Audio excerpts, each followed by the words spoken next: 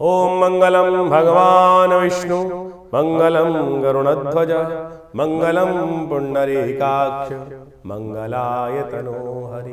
गुरुर्ब्रह्मा गुरुर्विष्णु गुरुर्देवो महेश्वरा गुरुर् साक्षात् परब्रह्म तस्मै श्री गुरुवे नमः। नमस्कार, स्वागत है आपका आचार्य वाणी में। मैं आचार्य डॉक्टर विक्रमादित्य आपके साथ हूँ और आज का विषय है धनु राशि वालों के लिए मार्च के आरंभ काल में ग्रहों का योग किस प्रकार का रहेगा। देखिए धनु राशि वालों, आपकी राशि के स्वामी जो है ना बृहस्पति महाराज, इन दिनों जो ग्रह योग बना रहे हैं वो थोड़े से उठापटक वाले आपके लिए बनाते दिखाई दे रहे हैं। वो लाभ की जगह कई जगह नुकसान देने के योग बनाते दिखाई दे रहे हैं। थोड़ी सी विपत्ति आपके जीवन में उत्पन्न करने के समय समय पर स्थिति दे देते हैं, लेकिन सफलता भी साथ साथ देते हैं, धन भी आगमन कराते हैं, लेकिन साथ साथ नुकसान करने की तरफ भी आपके विचार जो है ना कई बार आपका नुकसान करा देते हैं। इसलिए ओवर थिंकिंग से बचने का आपको प्रयास करना चाहिए। इस बात का खास तौर पर ध्यान रखें, बहुत जल्दी बृहस्पति परिवर्तन की तौर पर जा रहे हैं। और यदि हम बात करें कई और ग्रहों की, तो इस वक्त शुक्र महाराज परिवर्तन की तरफ जाएंगे और आपके चतुर्थ भाव में बैठे हैं, उच्च के होकर बैठे हैं, लेकिन जितना लाभ उनको देना चाहिए वो देंगे नहीं, क्योंकि कई बार ऐसे योग बनाते हैं वो विशेष तौर पर वो आपके लिए थोड़े से कष्टमय बन सकते हैं। तो ऐसे में आपको थोड़ा सावधान रहना चाहिए। ऐसे में ग्रह नक्षत्रों के दृष्टिकोण से थोड़ी सी महत्वाकांक्षी जो काम कर रहे हैं आप, थोड़ा सा लेजीनेस जो आपके अंदर है वो विशेष तौर पर अब दूर होती दिखाई दे रही है। पिछले करीब 1-1.5 साल से जैसे ग्रह नक्षत्रों का योग बन रहा था कि आप कार्य करने के लिए बिल्कुल मन में विचार आ रहे थे, लेकिन एग्जीक्यूशन नहीं हो पा रही थी। अब वो समय है कि चीज़ों को आप अच्छे से एग्जीक्यूट करने की तरफ आगे बढ़ते दिखाई दे रहे हैं। तो सबसे पहले पढ़ाई वाले जो लोग बच्चे हैं उनके लिए ग्रह नक्षत्रों के दृष्टिकोण से योग बन रहा है वो ओवरऑल अच्छा दिखाई देता है। शनि के अस्त होने के कारण से पढ़ाई के क्षेत्र में जो थोड़े बहुत विघ्न शनि महाराज उत्पन्न कर रहे थे वो सबसाइड हो गए हैं, तो आपके लिए अच्छे आगे बढ़ने के योग बनेंगे। लेकिन फिर भी ध्यान रखना, आप खासतौर पर युवा वर्ग को हम कहेंगे कि इस वक्त इन दिनों ग्रह नक्षत्र ऐसे हैं कि बेकार के झगड़े आपके गले पड़ सकते हैं। तो इसलिए दूसरों के पंगों में बिल्कुल ना पड़ें। अपने कार्य से काम रखने का सबसे ज़रूरी है। इस बात का ध्यान रखते हुए कार्य करना आपको सबसे ज़्यादा ज़रूरी रहेगा। ग्रह नक्षत्र बहुत जल्दी परिवर्तन की तरफ जाएंगे और उन परिवर्तनों को आप सही से समझें क्या योग बनता है आपके लिए। खासतौर पर यदि हम बात करें जो सेहत से जिनको खराबी चल रही है, ये योग बन रहा दिखाई दे रहा है कि सेहत की जिनकी खराब है उनमें इम्प्रूवमेंट आने के चांसेस बन सकते हैं, क्योंकि शनि और सूर्य जो है विशेष तौर पर अपना नक्षत्र परिवर्तन करने का योग बनाते दिखाई दे रहे हैं। कब क्या परिवर्तन करेंगे वो हम आपको बताएंगे। विशेष तौर पर शुक्र भी विशेष तौर पर, क्योंकि आपके रोगेश हैं वो परिवर्तन की तरफ जा रहे हैं, वक्र स्थिति में चले जाएंगे। तो यानी जो डेटोरेशन थी, कहीं ना कहीं स्वास्थ्य खराब चल रहा था, उसमें इम्प्रूवमेंट बनने के योग बना सकते हैं। तो ऐसे में कुछ खास उपाय देखिए, कहा जाता है कि जो फागुन का महीना है ना वो स्वास्थ्य को ठीक करने के लिए सबसे सुंदर कार्य करता है, सबसे हेल्दीएस्ट सीन माना जाता है। ऐसे में रोग प्रतिरोधक क्षमता बढ़ाने के लिए कुछ खास उपाय शास्त्र में वर्णित हैं, उनको भी आपको करते रहना चाहिए। इन दिनों आम की कोपल आ रही होंगी, आम के अंदर सुंदर कोपल फूट रही होंगी, पुष्प भी फूटने वाला होगा। ऐसे में जो लोग बीमार हैं उनके लिए एक टोटका बताते हैं, खासतौर पर ध्यान रखते हुए कार्य कर लें। जब कहीं भी आप पहली बार जा रहे हैं और देखें कि आम के पेड़ पर हल्की सी बौर आ रहा है, इन दिनों बौर आने का टाइम आ गया है, उस बौर को चुपचाप तोड़ लीजिए और अपने हाथ पे अच्छे से इस प्रकार से फेर कर दोनों हाथों में इस प्रकार से अच्छे से घुमा लीजिए। आरोग्यता प्रदान करने के लिए बड़ा सुंदर उपाय है। ऐसे में उस बौर को यदि हाथ में मार्जिन कर लिया जाए तो कहा जाता है आरोग्यता प्राप्त करने की। उसको सूंघ ले अच्छे से, वो जो उसके अंदर से फ्यूम्स निकलती हैं, जो अंदर से उसकी खुशबू निकलती है, गंध निकलती है, वो भी आपके अंदर आरोग्यता को बढ़ाने की सुंदर ताकत दे सकती है। तो ऐसे बहुत सारे उपाय हैं जो आपको समय समय पर करते रहने चाहिए। 1 मार्च से आरंभ करते हैं। ग्रह नक्षत्रों के दृष्टिकोण समझ लें ग्रह योग कैसे बन रहे हैं। शनिवार का अवसर है, द्वितीया तिथि है फागुन के मास की शुक्ल पक्ष की, जिससे कहा जाता है फुलारा दोज। और ऐसे में ग्रह नक्षत्रों का योग आपके लिए बना हुआ है अच्छा। शुक्र के साथ चंद्रमा, बुध, राहु जो हैं वो सबके सब आपके चतुर्थ भाव में विराजमान है और ये आपके लिए ओवरऑल अच्छा योग बनाते दिखाई दे रहे हैं। इस दिन विशेष तौर पर बात करें तो बुध जो है वो उत्तरा भाद्रपद शनि के नक्षत्र में प्रवेश करेंगे और ये शनि के नक्षत्र में प्रवेश करने के बाद आपके लिए चीज़ों को थोड़ा सा रिलैक्स कर सकते हैं, लेकिन चल रहे हैं वो कमज़ोर अवस्था में। लेकिन शनि के नक्षत्र में प्रवेश करने से थोड़ी सी उनकी ताकत बढ़ती दिखाई दे रही है, क्योंकि यहाँ शुक्र और राहु के साथ विराजमान है। तो ऐसे में कहीं ना कहीं जो नेगेटिव प्रभाव जो बुध का चल रहा था उसमें थोड़ा सा इंप्रूवमेंट करने का योग बन सकता है, लेकिन थोड़ा सा ताकत देने का प्रयास कीजिएगा बुध को तो अच्छा रहेगा। फुलेरा दूज है तो ऐसे में कोशिश ये करें भगवान गणेश का सुंदर स्तवन करने का प्रयास करें, वो आपके लिए अच्छा रहेगा। शनि के मंत्र का जप करें, ओम प्रांग प्रिंग प्रोंग से शनिश्चराय नमः, वो भी आपके लिए अच्छा बनता दिखाई देगा, कार्यों को सुधारता दिखाई देगा। 2 तारीख की यदि हम बात करें, रविवार का अवसर है, तृतीया तिथि है और इस दिन शुक्र महाराज जो मीन राशि में चल रहे हैं और वो जो होने जा रहे हैं वक्री, यानी आपके चतुर्थ भाव में चल रहे हैं, वो वक्री होने जा रहे हैं। चतुर्थ में गए हुए शुक्र आपकी राशि में बुध के साथ विराजमान है, बुध कमज़ोर है, तो ऐसे में शुक्र दिखा रहे हैं कि कोई ना कोई आपको सफलता के लिए कुछ ना कुछ बैकडोर का रास्ता खोलना पड़ सकता है। तो ध्यान रखें, युक्ति लगाने से कहीं त्रुटि ना करें, युक्ति से ही काम बनने के योग बन सकते हैं। तो युक्ति को खास तौर पर शुक्र जो है चाणक्य नीति के प्रतीक है। जब कार्य सीधी तरह से ना बने तो थोड़ी उंगली टेढ़ी करनी पड़ती है, ये नक्षत्र ये बताने का प्रयास कर रहा है। इस दिन शनि महाराज पूर्वा भाद्रपद जो बृहस्पति का नक्षत्र है उसमें प्रवेश करेंगे और ये उसमें प्रवेश करते ही थोड़ा सा शनि का प्रभाव जो है और कमज़ोर हो जाएगा। शनि बृहस्पति में, बृहस्पति शनि में कभी अच्छे नहीं होते हैं और ऐसे में शनि का अस्त होना आपके लिए बड़ा अच्छा योग बना रहा है। शनि का अस्त होने के कारण से जो नेगेटिव प्रभाव था शनि का वो कम हो रहा है। नहीं तो शनि महाराज यदि उदय होकर बैठते तो कहीं ना कहीं बड़ा झटका दे सकते थे, भाग्य को दुर्भाग्य में परिवर्तन करने का योग बना सकते थे। लेकिन फिर भी थोड़ा उपाय करने का प्रयास करें, हो सके तो पीली चीज़ों का दान करने का प्रयास करें, हो सके तो शनि स्तोत्र का नित्यपति पाठ करने का प्रयास करें, वो आपके लिए अच्छा रहेगा। तीसरे पद में जा रहे हैं, पूर्वा भाद्रपद के तीसरे पैर में, तीसरे चरण में ये शनि का प्रवेश है, ये थोड़ा सा कहीं ना कहीं नेगेटिव पड़ता दिखाई दे रहा है। 3 तारीख की यदि हम बात करें, सोमवार का अवसर, चतुर्थी तिथि विद्यमान है और इस दिन ग्रह नक्षत्रों का परिवर्तन सुबह सुबह होता दिखाई दे रहा है।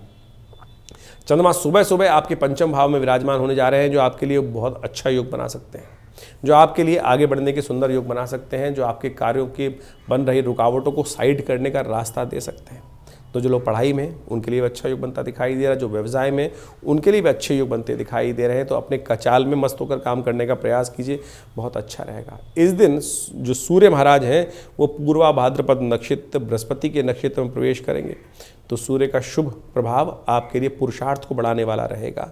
ऐसे में जो विघ्न है उनको दूर करने के लिए अविघ्नकर व्रत किया जाता है। श्री गणेश की सुंदर उपासना करने के बाद कहा जाता है यज्ञ इत्यादि के लिए काले तिलों का दान करना चाहिए, और जो इन काले तिलों का दान करते हैं हवन इत्यादि के लिए, उनके विघ्नों को दूर करने के लिए भगवान गणेश सुंदर कार्य करते हैं। तो इनको अवश्य कार्य करने का प्रयास करना चाहिए। इस दिन ध्यान रखिएगा, भद्रा है इस दिन, जो सुबह करीब 7:30 बजे से लेकर शाम के करीब 6 बजे तक विद्यमान रहेगी। तो नए कार्यों में हाथ डालने से बचने का प्रयास करना चाहिए।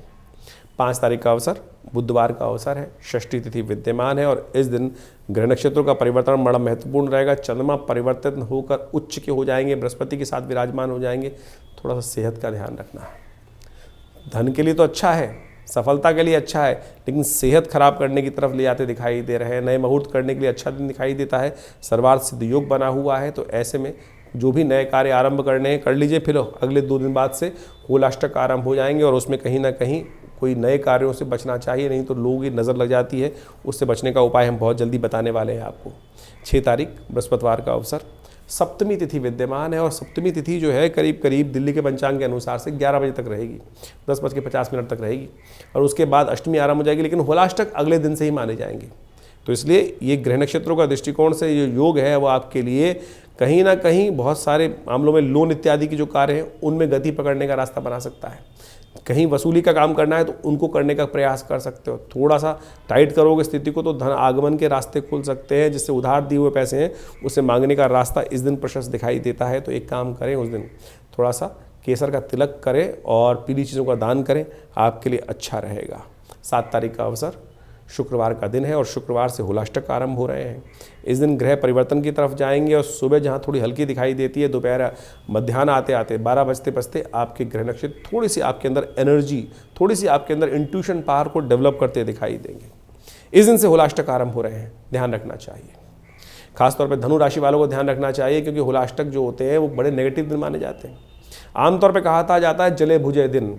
ऐसे में जो नेगेटिव एनर्जी वाले लोग होते हैं वो दूसरों के विघ्न डालने के लिए कुछ कार्य करते हैं। बहुत सारे लोग, नज़र इत्यादि ऐसे में बहुत ज़्यादा हो जाती है। और शास्त्र के दृष्टिकोण से बड़ी अद्भुत कथाएं विद्यमान हैं। शास्त्र में कहा जाता है कि इन्हीं दिनों में भगवान भोलेनाथ जब साधना में थे तो उनकी साधना से बाहर निकालने के लिए कामदेव ने जैसे ही उन पर अस्त्र का प्रहार किया था, भगवान के त्रिनेत्र से उसको भस्म कर दिया गया था। तो हम सब लोग जब अननेसेसरी, इन दिनों क्या होता है कि बसंत का मौसम है, फागुन का महीना चल रहा है, तो हम सब आनंद में रहते हैं, दूसरों को छेड़ने का प्रयास करते हैं, जो उसको प्रवोक करने का प्रयास करते हैं। तो हर व्यक्ति के अंदर कहीं ना कहीं एनर्जी पॉजिटिव और नेगेटिव होती है। कई बार हमारा अहित भी हो सकता है, ऐसे में ध्यान रखना चाहिए। प्रहलाद ने को भी इन दिनों बड़ा कष्ट दिया गया था, तो हिरण्यकश्यप के द्वारा विशेष तौर पर उसको समाप्त करने के लिए, भक्ति मार्ग से विमुख करने के लिए बड़े त्रास दिए गए थे, और होलिका दहन उसी युद्ध में बनाया जाता है। उसके बारे में बताएंगे, वर्णन करेंगे, लेकिन होलाष्टक का जो दिन है वो विशेष तौर पर अपने कार्य व्यवसाय को बचाने का दिन माना जाता है। इन 8 दिनों में खास तौर पर अपने घर के आगे लोग बंधन बार बांधते हैं, बहुत सारी नेगेटिव एनर्जी को दूर करने का प्रयास करते हैं। तो धनु राशि वालों, आपके लिए अच्छा रहेगा कि आप अपने घर के मुख्य दरवाजे पर पीले रंग के धागे में आप हो सके तो पंच पल्लव, उसमें आम, बड़, पीपल और साथ साथ अशोक और गुलर इत्यादि के पेड़ों को, पत्तों को बांधकर पंच पल्लव बनाएं और उसमें एक पत्ता सिरस का अवश्य लगा दें। सिरस एक ऐसा पेड़ है कि जो विशेष तौर पर आमतौर पर रोड के साथ में लगा होता है। उसमें हरे रंग के छोटे छोटे एक पुष्प आते हैं जो धागे की तरह होते हैं, हरे रंग के, भीनी भीनी खुशबू आने की, अब इन दिनों फूल आने का तैयारी पे होगा उसका बसंत के बाद। तो उस पेड़ के पत्ते यदि साथ में बंधनवार बांध के पीले रंग के धागे में घर के बाहर लगा दें, व्यवसाय स्थल के बाहर लगा दें, तो घर के अंदर नेगेटिव एनर्जी प्रवेश नहीं करेगी। और नहीं तो नज़र एक ऐसी चीज़ है, नेगेटिव एनर्जी एक ऐसी चीज़ है जिनकी लगती है, वो भी खास वर्णन शास्त्र में बताया गया है किन की लगती है। हर व्यक्ति की नज़र नहीं लगती है, कुछ खास लोग होते हैं और उसको एनालाइज आप कर लेना चाहिए। कई बार हम सबको पता होता है किस व्यक्ति की नज़र खराब है, और वो खास योग के अंदर, ज्योतिष के अंदर उसका वर्णन भी किया गया है। समय मिलेगा तो कभी बताएंगे, यहाँ तो उसको उस रहस्य को बताना ठीक नहीं होगा, लेकिन अवश्य उससे रक्षा करने के लिए ये जो प्रोसेस बताया है, इसको अवश्य अपने घर के बाहर बंधनवार के तौर पर बांध लेना आपके लिए अच्छा। नहीं तो हज़ारों लोग खर्च करते रहते हैं, कोई आज पेंडेंट बेच रहा है नज़र को बचाने के लिए, कोई कुछ बेच रहा है, और सब के सब पैसा, ये फ्री की चीज़ है जो हमने आपके समक्ष रखी। घर में स्वयं मंत्र जप करते हुए त्र्यंबकम यजामहे सुगंधिम पुष्टिवर्धनम मुर्वारुकमिव बंदनान मृत्योर्मुक्षीमामृतात् 108 बार जप करके इसको सिद्ध करके अपने घर के बाहर बांध दीजिए। देखिए कैसी अलाए बलाएँ सब दूर होंगी, कष्टों को दूर करने का रास्ता आपको प्राप्त होगा। 8 तारीख का दिन शनिवार का अवसर, 9वीं तिथि विद्यमान है, और इस दिन ग्रह नक्षत्रों के दृष्टिकोण से यदि हम देखें ग्रह नक्षत्रों का योग किस प्रकार का बन रहा है। देखिए आपके ग्रह नक्षत्रों के दृष्टिकोण से जो ये परिवर्तन का योग बना है, ये आपके अंदर बहुत सारी अच्छी इंट्यूशन पावर डेवलप करता दिखाई दे रहा है। बहुत सारी चीज़ें जो आपके सामने घटने वाली होंगी उसका पूर्वाभास आपको पहले से होगा। तो ऐसे में मन में जो बातें आ रही हैं उसको इग्नोर ना कीजिए, थोड़ा उनको थोड़ा सा एम्फेसाइज करने का प्रयास करें, थोड़ा उसको एनालाइज करने का प्रयास करें। कोई भी विचार मन में कभी भी ऐसे नहीं आता है। हम सब कहीं ना कहीं थोड़े से तो अंदर उस परमात्मा के अंश को लेकर बैठे ही हैं, क्योंकि परमात्मा तो सब अंदर विद्यमान है ही ना, तो वो कहीं ना कहीं अपनी भनक देता है। तो ऐसे में जो आपके अंदर विचार आ रहा है, ग्रह नक्षत्र दिखा रहे हैं, वो गलत नहीं है, उनको थोड़ा सा आगे एम्प्राइज, थोड़ा सा उन पर ध्यान रखने की ज़रूरत है। शनिवार का अवसर है और 9वीं तिथि पड़ रही है, तो ऐसे में शनि महाराज आपके बहुत कमज़ोर अवस्था में चल रहे हैं, तो शनि को ठीक करने के लिए थोड़ा हनुमान चालीसा का पाठ कर लीजिए, अच्छा रहेगा, कल्याणकारी योग बनाएगा। 9 तारीख का दिन रविवार का अवसर, 10वीं तिथि विद्यमान है, और ग्रह नक्षत्रों के दृष्टिकोण से योग जो बन रहा है, दिन अच्छा दिखाई देता है। लेकिन शाम आते आते मन में थोड़ा सा नेगेटिव विचार, थोड़ा सा थकान, थोड़ा सा बंधन कहीं ना कहीं परेशान कर सकता है। तो दिन में अच्छी एनर्जी है, उसको यूटिलाइज़ कर लीजिए। शाम की बात शाम को देखेंगे, शाम के समय हो सके तो भगवान शंकर का सुंदर स्तवन कर लें, हो सके तो दूध का दान कर दें, खीर का सेवन कर लें, ये सारे उपाय आपके लिए अच्छे रहेंगे। रविवार का अवसर है और ऐसे में गायत्री का जप करना आपके लिए समस्त रूप से अच्छा रहेगा। हमने विवेकानंद योगाश्रम में इस रविवार पर होली का कार्यक्रम भी रखा है और बड़ा यज्ञ भी रखा है, उसमें आप सब सम्मिलित हो सकते हैं नवग्रह शांति के लिए, और साथ साथ अपने कष्टों को दूर करने के लिए, होलाष्टक के नेगेटिव प्रभाव को दूर करने के लिए भगवान भैरव जी का यज्ञ रखा गया है, उसमें आप स्वयं सम्मिलित हो सकते हैं। 10 तारीख का दिन सोमवार का अवसर, एकादशी तिथि है, अमल की एकादशी का योग बन रहा है। ग्रह नक्षत्रों के दृष्टिकोण से थोड़ा सा दिन हल्का दिखाई देता है। कई कार्यों को करने के लिए थोड़ा सा दिन ऐसा रहेगा कि मन थोड़ा सा फालतू बंधन में रहेगा, दिमाग खुलकर काम करने में थोड़ी दिक्कत आती दिखाई दे रही है। ऐसे में भगवान विष्णु का सुंदर स्तवन करें, उनको स्नान कराने के बाद उनका चरणामृत, विष्णु जी का जल जो होता है जिसको चरणामृत कहा जाता है, उसको ग्रहण करने का प्रयास करें। शास्त्र कहता है अकाल मृत्युहरणम सर्वव्याधि विनाशनम विष्णु पादोत्कम पित्वा पुनर्जन्म न विद्यते। फागुन मास में होलाष्टक भी आते हैं, वो होलाष्टक बहुत महत्वपूर्ण दिन माने गए हैं। यदि फागुन के अनुसार से आप समझें, शास्त्र की विधि के अनुसार से, शास्त्र में कथाओं के अनुसार से, तो इन होलाष्टकों में कोई शुभ कार्य निषेध कहे गए हैं। उसकी 2 कथाएं शास्त्र में बहुत प्रचलित हैं।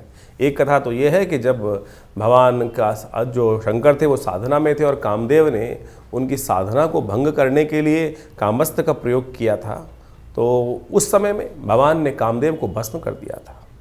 और दूसरी कथा एक और है कि जब हिरण्यकश्यप और हिरण्याक्ष इत्यादि थे और वहाँ पर भक्त प्रहलाद पर उन्होंने अनेक प्रकार के अत्याचार उपस्थित किए और उन सब अत्याचारों में इन 8 दिनों में भक्त प्रहलाद को भक्ति से विमुख करने के लिए अनेक प्रकार के त्रास दिए गए और अंत में उस भक्त प्रहलाद को अग्नि में उपस्थित कर दिया गया था, जिसको होलिका लेकर बैठ गई थी। और चमत्कार हुआ, भगवान ने वास्तविक तौर पर जो शास्त्र में कथा के अनुसार से कहा जाता है कि भक्त प्रहलाद भगवान की कृपा से बचकर आ गए और होलिका जल गई।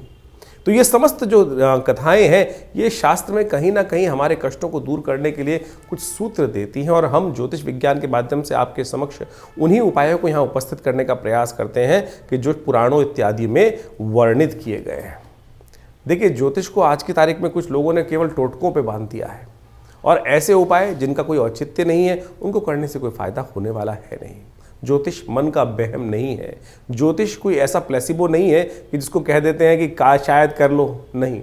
ज्योतिष में जो प्रमाण हैं वो पुराण इत्यादि में बहुत सुंदर तरीके से वर्णित किए गए हैं। कलिकाल में ये हमारा इतिहास है, जो पुराण में कथाएं हैं ये हमारा इतिहास है, ये शास्त्रों में ऋषियों का अनुभव है जो उन्होंने उन कथाओं के माध्यम से वहाँ वर्णित किया है और उसी के हिसाब से पंचांग का निर्माण किया जाता है, उन तिथियों का निर्माण किया जाता है, उन तिथि में जो उत्सव बताए जाते हैं वो सब के सब वहाँ वर्णित हैं। यदि शास्त्र के दृष्टिकोण से देखें तो इस फागुन मास के अंदर शुक्ल पक्ष के अंदर अनेक प्रकार के व्रत बताए गए हैं। पयोव्रत जिसका वर्णन हमने आपको किया, मधुक तृतीया इत्यादि का व्रत और अविघ्नकर व्रत भी इसके अंदर आता है, जो चतुर्थियों किया जाता है। कहा जाता है कि इस दिन यदि कोई व्यक्ति अपने कष्टों को निवारण करने के लिए जीवन में हम काम करते हैं, विभिन्न प्रकार के कष्ट आते हैं, विभिन्न प्रकार के विघ्न उपस्थित हो जाते हैं, ऐसे में श्री गणेश की सुंदर उपासना करने के उपरांत यदि तिल के जो तिल से भरे हुए यदि कहा जाता है कि मटकों को 5 मटकों को लेकर 4 मटकों को लेकर गरीब ब्राह्मणों को दान कर दिया जाए, गरीब लोगों को दान कर दिया जाए, तिल के तेल का दान कर दिया जाए तो अनेक प्रकार के कष्टों से निवारण करने का योग बन जाता है। मनोरथ चतुर्थी भी इसी मास में पड़ती है और कहा जाता है फागुन शुक्ल पक्ष चतुर्थी के दिन स्वर्ण से निर्मित गणेश जी की यदि सुंदर मूर्ति का व्रत कर कर उनका पूजन किया जाए तो भगवान गणेश समस्त विघ्नों को दूर करने के योग मनोरथ सिद्धि के योग बन जाते हैं। इसके साथ साथ अर्कपुट सप्तमी का योग भी शास्त्र के अनुसार से बताया गया है। अर्कपुट सप्तमी के दिन कहा जाता है कि स्नान के पश्चात भगवान सूर्य का सुंदर रूप से ध्यान कर कर उनको अर्घ इत्यादि देकर और व्रत कर कर या अगर एक दिन पहले व्रत कर कर यदि भगवान सूर्य को अर्घ दें तो सूर्य संबंधित समस्त समस्याओं को दूर करने के अनेक रास्ते आपके जीवन में बन जाते हैं। सूर्य कीर्ति के मालिक हैं और हर महीने सूर्य की संक्रांति होती है तो उन सब में यदि विधि विधान के अनुसार से हम समय समय पर आपको उपाय बताते हैं उनको करेंगे तो बहुत सुंदर रूप से कष्टों को निवारण करने का योग आप अपना अवश्य बनता है। और इसी दिन को सप्तमी को कामदा सप्तमी के रूप में भी माना जाता है और भविष्य पुराण के अनुसार से कहा जाता है कि फागुन शुक्ल पक्ष सप्तमी के दिन जो स्त्री पुरुष भगवान सूर्य का नमन करते हुए उनका व्रत कर कर और उनको अर्घ देते हैं, अहि सूर्य सहस्त्रांशु तेजो राशि जगतपते अनुकंपाय मां भक्ता गणगणम दिवाकरम, इस प्रकार से भगवान सूर्य को जल देने से यदि आपको क्रोध की समस्या है, यदि आपके जीवन में कोई कष्ट चल रहा है, सूर्य आपको यश नहीं देने जा रहा है या सूर्य आपके कमजोर अवस्था में बैठे हैं या सूर्य पाप ग्रहों से युक्त होकर बैठ गए हैं तो इस व्रत को करने से सूर्य को शक्ति प्राप्त हो जाती है। तो अवश्य इन समस्त शास्त्र वर्णित उपायों को करने का प्रयास करना चाहिए। और विभिन्न पुराणों इत्यादि में जिस प्रकार का वर्णन किया गया वो हम समय बताते हैं। और एक सबसे बड़ा त्यौहार और भी आता है, भगवान जिसको कहा जाता है कि अभी हमने होलाष्टक के बारे में आपको वर्णित किया ही किया है। उसके बाद पूर्णिमा के दिन चंद्रदेव का जन्मदिन माना जाता है। कहा जाता है कि चंद्र दोष जिनकी कुंडली में लगा हुआ हो या किमुद्रम योग कुंडली में जगह लगा हुआ हो तो इस दिन भगवान चंद्रदेव की सुंदर उपासना करने से अनेक कष्टों को दूर करने का योग बन जाता है। जो चंद्रव्रत का वर्णन होगा वो अगले एपिसोड में हम आपको बताने वाले हैं, जब बीच में जो वर्णन आएगा, क्योंकि इस दौरान जो ग्रहों का योग पड़ रहा है वो हमने आपके समक्ष उपस्थित किया। तो आपको इन सब चीज़ों को सत्य रूप में समझने का प्रयास करना चाहिए। ये हमने इस कार्यक्रम के माध्यम से जो भी चीज़ें पंचांग के अनुसार से आपके समक्ष रखने का प्रयास किया है। कई लोग तथाकथित तौर पर ये बात को भ्रांति समझते हैं कि भैया ये उपाय से कुछ नहीं होने वाला। अरे शास्त्र में जो उदाहरण है उनको करके उन्होंने जो कथाएं बताई गई हैं उन सबके जीवन में कष्ट को दूर करने का मार्ग बना के नहीं बना। आपका विश्वास चाहिए, आपकी श्रद्धा चाहिए और श्रद्धा से कष्ट निवारण करने का योग अच्छा बन जाता है। एक बात और समझें, वास्तविक तौर पर ऐसा कोई भी कष्ट नहीं है जो आज आया है पहले ना आया हो। ये संसार अविरल क्रम से चलता आया है। तो जो उन सब योग अगर आप वेद पुराण इत्यादि पढ़ें, अथर्ववेद को पढ़ने का प्रयास करें तो वहाँ अनेक मनोकामनाओं की सिद्धि के लिए शास्त्र में अनेक उपाय बताए गए हैं। यजुर्वेद इत्यादि संहिता में तो अनेक प्रकार से इन सब चीज़ों का वर्णन किया गया है। अथर्ववेद के अंदर स्वास्थ्य संबंधी समस्याओं को ठीक करने के रास्ते मिलते हैं, तो यजुर्वेद के अंदर मनोकामनाओं की सिद्धि पूर्णित करने के लिए अनेक उपाय शास्त्र में वर्णित किए गए हैं, जैसे रुद्राष्टाध्यायी। रुद्राष्टाध्यायी के अंदर विभिन्न मंत्र हैं, विभिन्न मनोकामनाओं की पूर्ति के लिए भगवान शंकर से प्रार्थना की जाती है और सत्य माने भगवान की प्रार्थना से वो समस्त कष्टों का निवारण करके योग बन भी जाते हैं। तो इसलिए अपने मन की शंकाओं को दूर करें। लोग होंगे बहुत सारे जो आपके मन में शंकाएं उत्पन्न करने का प्रयास करते हैं। बहुत सारे इस संसार में भांति भांति के लोग हैं, पांचों उंगलियां बराबर नहीं होती। तो कोशिश ये करें कि संसार में जो आपको उत्साहित करने का प्रयास करें, सत्य मार्ग पर डालने का प्रयास करें, उनका अनुसरण करने का प्रयास करें। एक पुरानी कहावत है, उन लोगों के बीच में ना रहें जो आपको हतोत्साहित करते हों, जो आपके धर्म पे आक्षेप करने का प्रयास करते हों, जो आपको पदभ्रष्ट करने का प्रयास करते हों। सत्य राह पर चलने, धर्म का पालन करना शास्त्र का एक नियम है, और जो धर्म के साथ चलते हैं, धर्म के वर्णित नियमों के अनुसार से चलते हैं, धर्म में वर्णित परंपराओं का निर्वाह करते हैं, धर्म स्वयं उनकी रक्षा करता है। ये शास्त्र में अद्भुत रूप से वर्णित किया गया है। ज्योतिष बिल्कुल सनातन की एक सुंदर परंपरा है और धर्म से विमुख होकर ज्योतिष का कोई जो निदान पार्ट है उसका तो कोई लाभ मिलेगा ही नहीं है। तो इसलिए निदान चाहते हैं तो अपने आप को सरल करने का प्रयास करें। हमने समस्त कार्यक्रम के माध्यम से आपके समक्ष पूरा जो वर्णन था ग्रहों का इस समय का, उसके समक्ष आपको वर्णित किया है और आशा करते हैं कि प्रयास जो आप करेंगे सही दिशा में, जो उपाय सरलतम उपाय हमने आपके समक्ष रखे हैं और उन सबको कर आप अपने कष्टों का निवारण भी कर सकते हैं बिल्कुल। और हम रविवार को विवेकानंद योगाश्रम में एक बड़ा कार्यक्रम अब आरंभ करने का हमने सुंदर प्रयास किया है। महीने के हर पहले रविवार को हम यहाँ पर आश्रम में सुंदर जन्मपत्रियों का, जो बहुत सारे लोगों के समस्याएं जीवन में होती हैं, वो कष्ट निवारण चाहते हैं लेकिन जो आश्रम की जो फीस इत्यादि हैं वो देने में बहुत सारी समस्याएं लोगों के साथ होती है। तो हमने महीने के पहले रविवार के दिन सुबह 8 बजे से लेकर करीब 11 बजे तक एक कार्यक्रम रख दिया है। उसमें आप जो भी आना चाहें आश्रम पे आना पड़ेगा, फ़ोन पे बात नहीं हो पाएगी, और वहाँ आश्रम पर आकर अपने प्रश्नों का समाधान निःशुल्क रूप में जान सकते हैं। बिल्कुल कोई फीस नहीं रखी जाएगी रविवार वाले कार्यक्रम में। सुबह 8 बजे से लेकर पहले रविवार के दिन, हर महीने के पहले रविवार के दिन करीब सुबह 8 बजे से लेकर 11 बजे तक एक कार्यक्रम रहेगा। यज्ञ भी होगा उसमें अंदर और आपके प्रश्नों का समाधान देने की सुंदर व्यवस्था आश्रम की तरफ से रख दी गई है। दिल्ली में विवेकानंद योगाश्रम जमुना पार्क लक्ष्मी नगर में स्थित है। फ़ोन नंबर्स आपके सामने स्क्रीन पर चल रहे हैं। आप जो भी अपनी प्रश्न हो उनको व्हाट्सएप के माध्यम से भी भेज सकते हैं और पर्सनली रविवार के दिन आकर उनका निदान भी जान सकते हैं। धन्यवाद, नमस्कार।